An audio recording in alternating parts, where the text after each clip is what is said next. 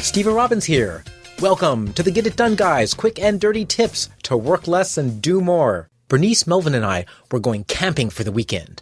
Camping is great fun, just like meetings, only with dirt and worms and bad food. It was 7 a.m. Birds were chirping in the treetops, and Melvin and I were ready to hop in the car and go. Bernice, however, was not. I am making an offering to the goddess. We may not leave until the goddess is appeased. Melvin and I paced. Bernice calmly shredded some strange-looking root, placed it in a small bowl, and began chanting. An hour and a half later, she was done. We hopped in the car, pulled onto the freeway, and spent the next 2 hours caught in rush-hour traffic. We missed the ferry out to the island where we were camping and had to wait 6 hours for the next one. As we were setting up our tents in the dark, in the middle of a patch of poison ivy, but we didn't know that until the next morning, we asked Bernice what was so important that she had to spend an hour and a half doing her ritual. I was performing an offering that would ensure fast, speedy travel to our campsite, she serenely replied. Imagine how late we would be if I hadn't done the offering. Bernice is simply demonstrating the human condition. We set goals, make a plan to reach our goals, and then forget the goals. We get so engrossed in the plan that it becomes our be-all and end-all, even if it's not getting us to the goal we want. Bernice decided that the way to be on time was to appease the goddess. She got so wrapped up in her ritual that she didn't realize the ritual itself was getting in her way. That's silly, Bernice, we all think. Fortunately, I would never do something that foolish. You think? Substitute finish the current project for go camping and attend weekly status meeting for appeasing the goddess. We can make our lives run as smoothly as melted Velveeta by aligning our actions around our real goals. This is covered in detail in my book in Chapter 1, Living on Purpose, and I'll tell you how to download it at the end of this episode. Here's a quick overview of the basic process. First, discover why you're doing what you do. Take out your to-do list. For each item, ask, why am I doing this? Write down the answer. Then ask, why am I doing that? You'll work your way up your ladder of goals until you reach a top-level goal that's a major business or life goal. For example, I used to attend 4 or 5 professional conferences each year. Why? To get clients. Why did I want to get clients? To earn money. Why did I want to earn money? To run a profitable business. That's my top business purpose as a self-employed person. Yours may be different. Your driving business purpose may be to ship a product, to keep customers happy, to corner the market in Oreo ice cream cake, or to grow and develop professionally. Be honest with yourself. I used to schedule lunch with prospective clients several days a week. Why? The business answer was to get business.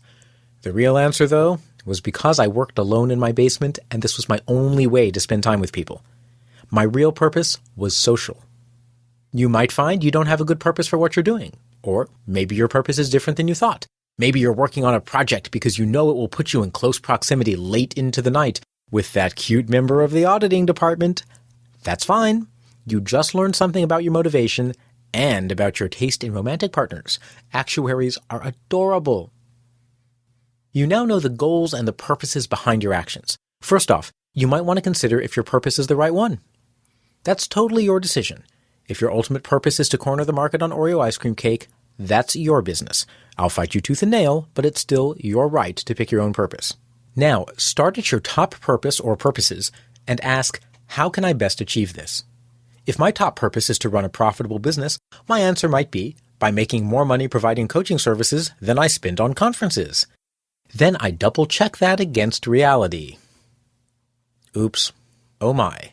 Oh, you don't say.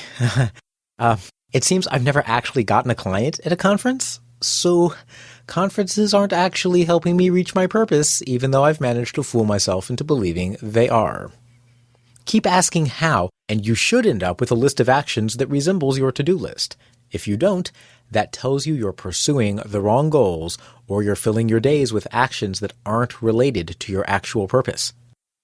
When self-employed people spend $1,000 in several months on business cards and websites instead of going out and getting clients, they're not living on purpose. When job hunters spend a month writing a resume and formatting and perfecting it instead of making contact with 1,000 people in their desired field, they're not working on purpose. find where you're not working on purpose. Where are you not working on purpose? Grab your to-do list and ask why for each item. Then once you've uncovered your purpose or purposes, start asking how. Find where you're out of alignment and then revamp your goals or your actions until everything you do is supporting you. I would never dream of suggesting to Bernice that her goddess ritual wasn't giving her the desired result she wanted. I would, however, kindly point out that if she begins her rituals at 5:30 a.m., we'll miss rush hour, thus saving the goddess work. Perhaps in appreciation, the goddess will shower us with Oreo ice cream cake, but not literally. This is Steve Robbins. In this episode's transcript at getitdone.quickanddirtytips.com is a link to free chapters from my book, free excerpts from the audiobook, and links where you can order 10 copies for each of your friends. Send us a purchase receipt by September 20th to bonus@quickanddirtytips.com and get the super secret chapter 8.5 that doesn't appear in the final book. That's getitdone.quickanddirtytips.com. Work less, do more, and have a great life.